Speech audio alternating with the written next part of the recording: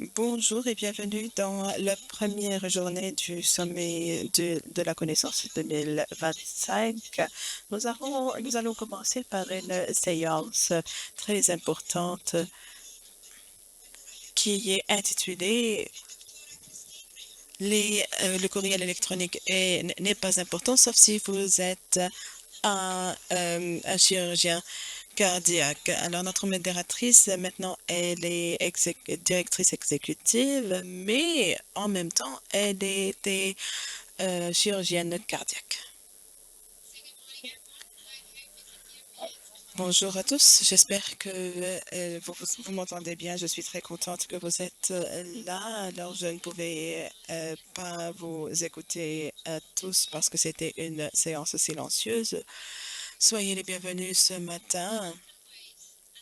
Et bienvenue à mon talk. Les courriels électroniques peuvent attendre, sauf si vous êtes chirurgien cardiaque. Pourquoi je le dis? Je le dis parce que je suis chirurgienne cardiaque certifiée à Calix Surgery et je suis la première femme dans mon université. Et non, je ne suis pas si âgée. En 2017, j'étais devenue alors chirurgienne cardiaque en directrice exécutive et je suis dans la région comme directrice exécutive. Alors, j'ai eu ma part de l'expérience de différents lieux de travail, de différents mondes. Alors, comment je pourrais avoir cette expérience lorsque je m'étais convertie? Je m'étais convertie alors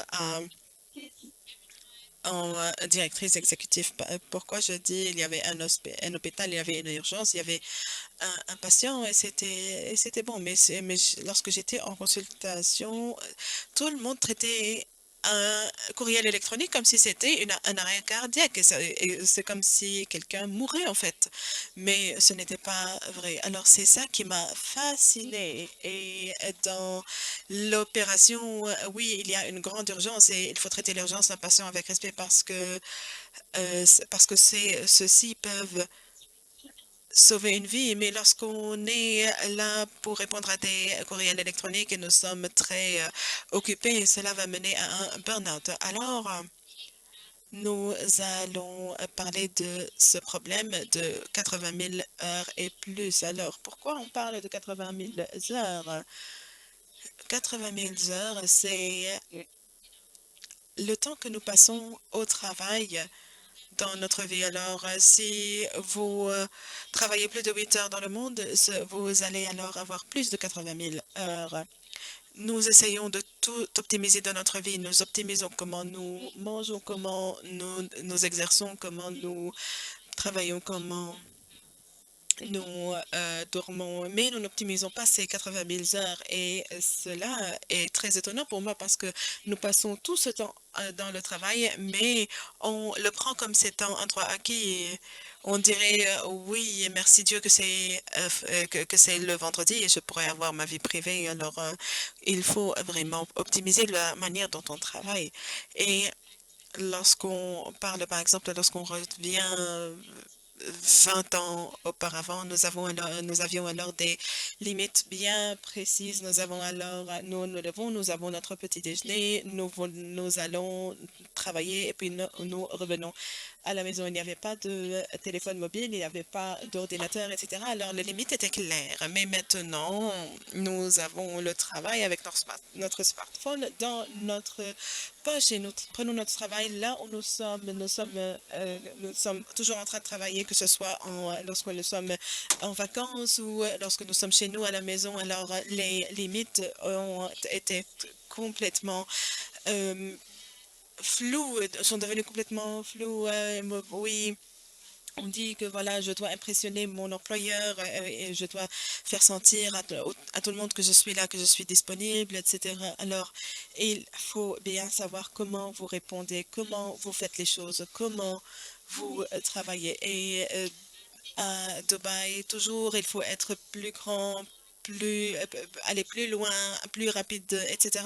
Et j'aime très bien cette ambition de Dubaï parce que cela me donne de l'énergie et elle renforce mon ambition. Mais en même temps, Nous ne sommes pas construits comme ça. On ne peut pas travailler 24 heures sur 24, même si la ville l'est.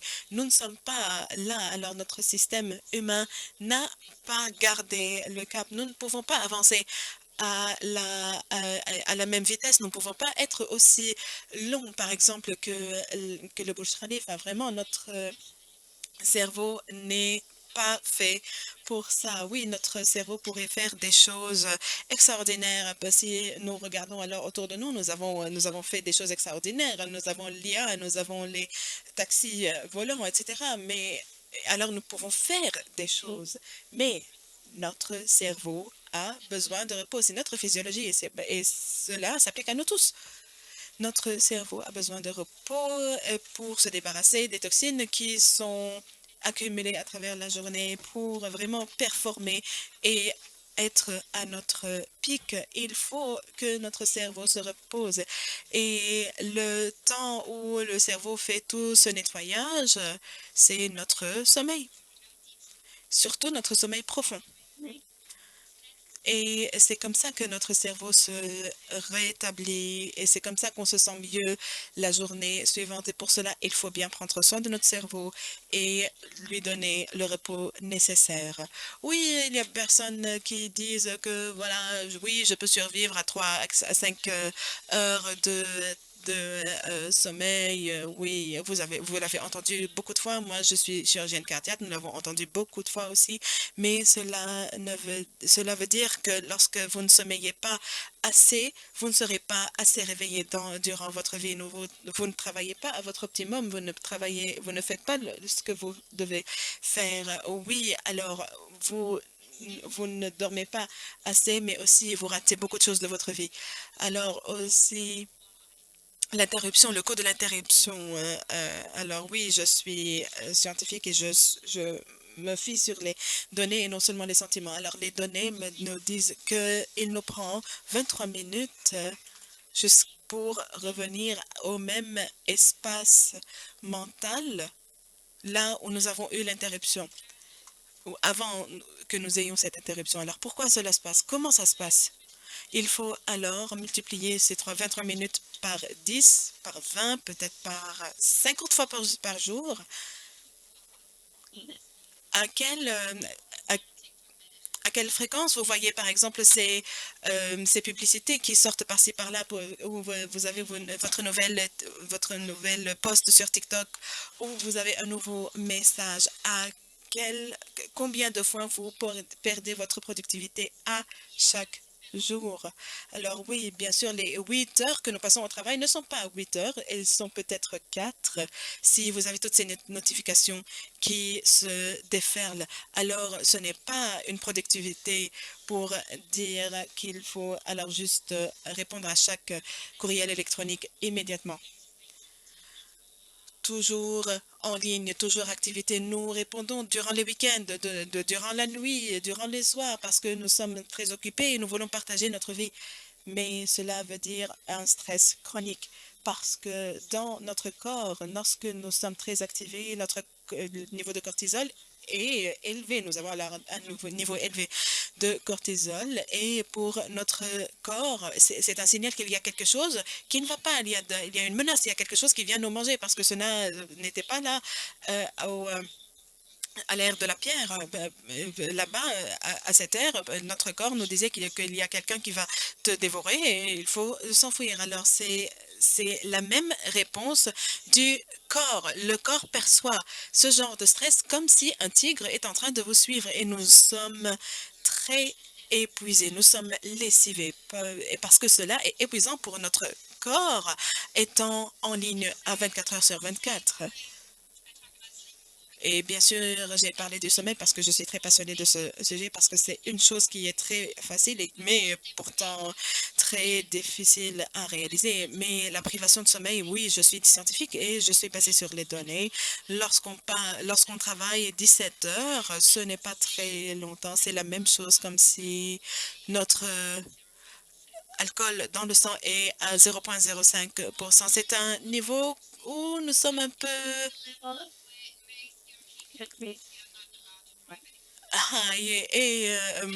On n'a plus le droit de conduire notre voiture dans quelques pays. Alors, si on travaille plus, alors le niveau est à plus de 11 et ce n'est pas très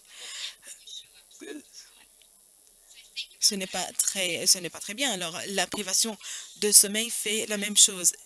Imaginez-vous que vous êtes au travail, mais vous êtes complètement ivre. C'est la même chose. Oui, je suis chirurgienne cardiaque. Oui, parfois je travaillais pendant 24 heures et je devais travailler sur un patient, mais cela veut dire pour ce patient que, premièrement, ne rien faire ou un chirurgien qui n'a pas bien dormi.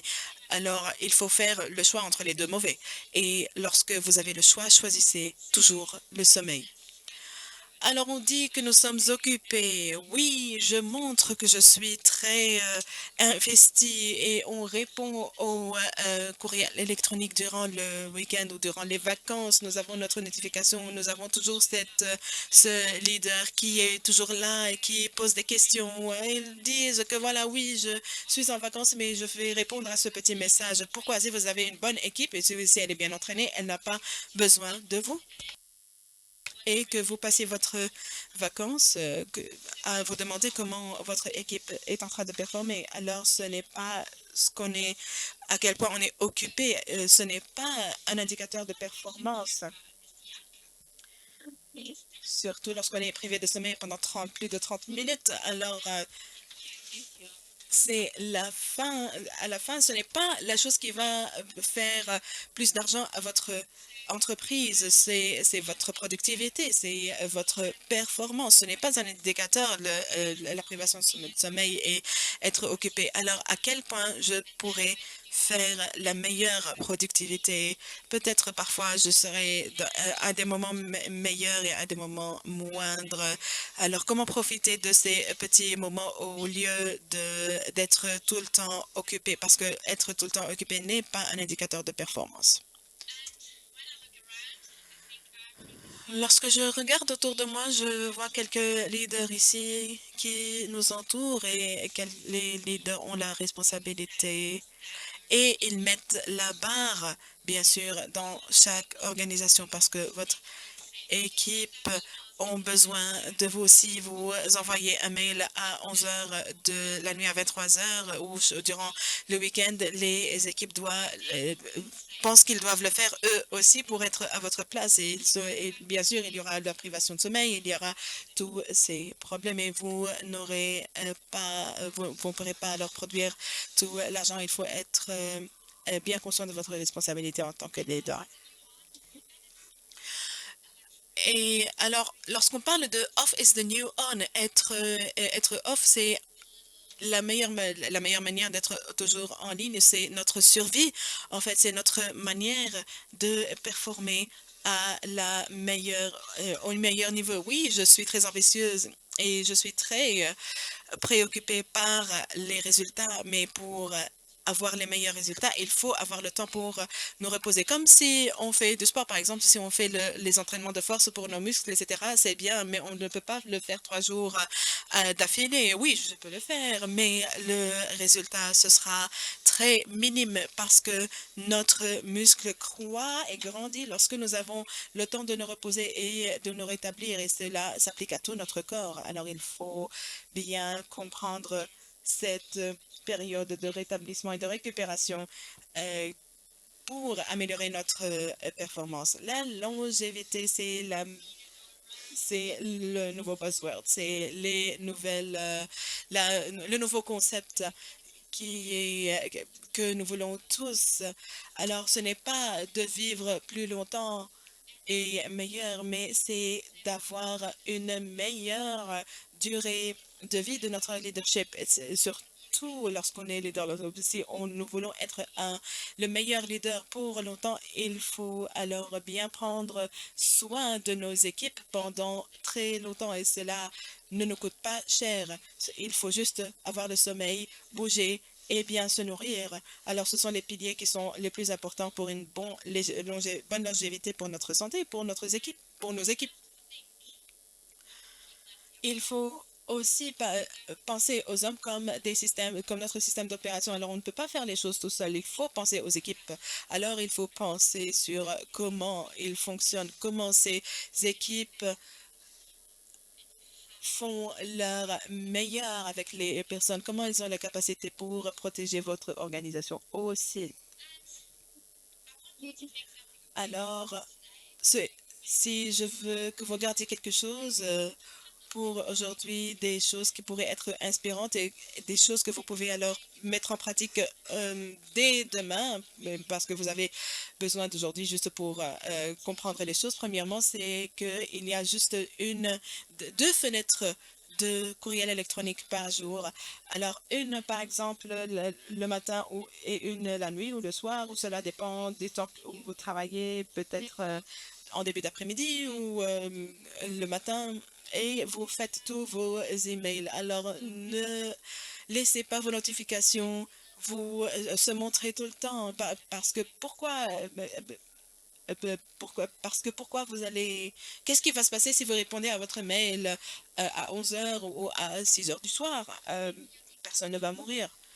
Deuxièmement, bloquer une période de temps de travail profond. Alors, vous avez besoin de 23 minutes après une interruption pour récupérer votre concentration. Oui, c'est difficile. Pas de WhatsApp, pas de courriel électronique, rien. Mais avec ces 23 minutes que vous gagnez, c'est du travail en profondeur que vous gagnez. Et ce sera beaucoup mieux qu'une simple publicité envoyée sur WhatsApp. Alors, mettez tout bruit de côté. Et aussi, prenez 10 minutes de récupération à l'extérieur. Oui, nos journées sont très longues et nous avons beaucoup de travail à faire et on ne peut pas faire toutes ces choses en une seule journée. Je ne peux pas terminer ceci et cela en une seule journée. Et ce qu'on fait, c'est de me rendre à la cuisine, prendre une tasse de café et revenir à mon bureau. Alors, au lieu de faire ça, on pourra sortir, par exemple, pendant 10 minutes et on pourra juste avoir des 10 minutes juste pour respirer un peu, pour se mettre au soleil. Et si c'était, par exemple, euh, dans l'été à Dubaï ou par exemple en hiver en Europe, juste prenez le temps de respirer parce que la respiration signale à votre corps que vous êtes en vie, que vous allez bien. Parce que lorsque vous respirez, votre corps se sent en sécurité. Alors, c'est comme ça que vous dites, par exemple, à votre corps qu'il n'y a pas un tigre qui va vous dévorer, qu'il n'y a pas de menace, de menace. Alors, c'est votre système qui se calme, vous avez une meilleure vision, une meilleure fonction de votre cerveau. Aussi, les matins et les soirs sans téléphone, je pourrais paraître un peu zinzin et oui, vous utilisez tous votre téléphone et vous regardez sur les réseaux sociaux, mais moi, je vous recommande de laisser vos téléphones et ne jamais alors regarder vos courriels électroniques, que ce soit très tôt le matin ou à la fin du soir parce que vous pouvez être stressé. Oh, je ne sais pas comment dire, je ne sais pas comment faire.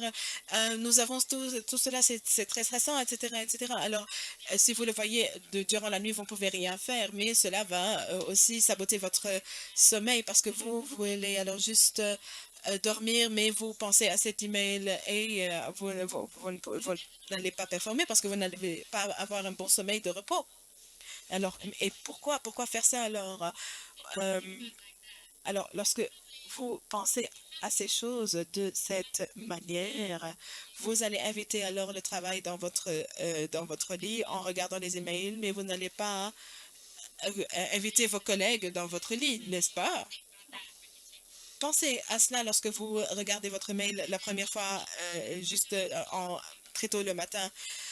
Aussi, ayez votre routine de détente le soir parce que cela est très important. Je sais ce que vous pensez parce que c'est tout le monde qui pense cela. Oui, mais Christine, vous ne savez pas mon boss, vous ne connaissez pas mon organisation, vous ne connaissez pas notre industrie. Ce n'est pas une chose que je peux faire. Mais je peux vous assurer que j'ai vu beaucoup d'industries dans ma vie, beaucoup d'organisations. J'ai travaillé avec les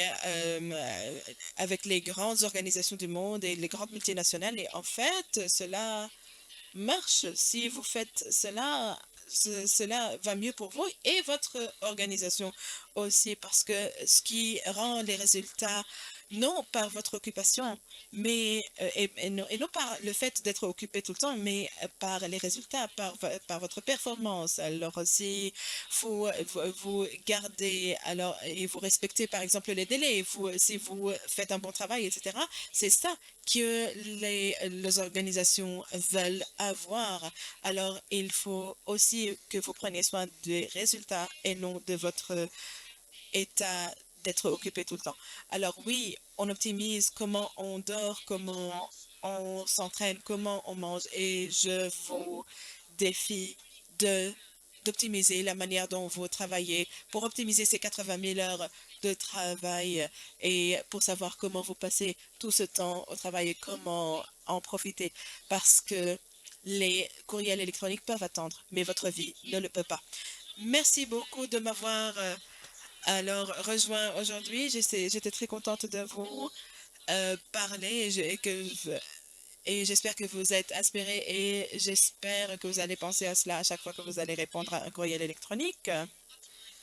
Et j'espère que vous allez optimiser vos 80 000 de travail et vous pouvez alors scanner votre code QR pour avoir un pourparler avec moi et pour cela, vous pourrez vous aider à optimiser vos heures de travail. Alors, vous pouvez me rejoindre au café Knowledge Talk. Nous avons alors beaucoup de discussions, avons beaucoup de discussions au cours de l'heure à venir pour que vous puissiez savoir comment cela va relever votre expérience. Alors, vous pouvez profiter du café et de les uns des autres et du sommet du savoir et de la connaissance. Merci beaucoup.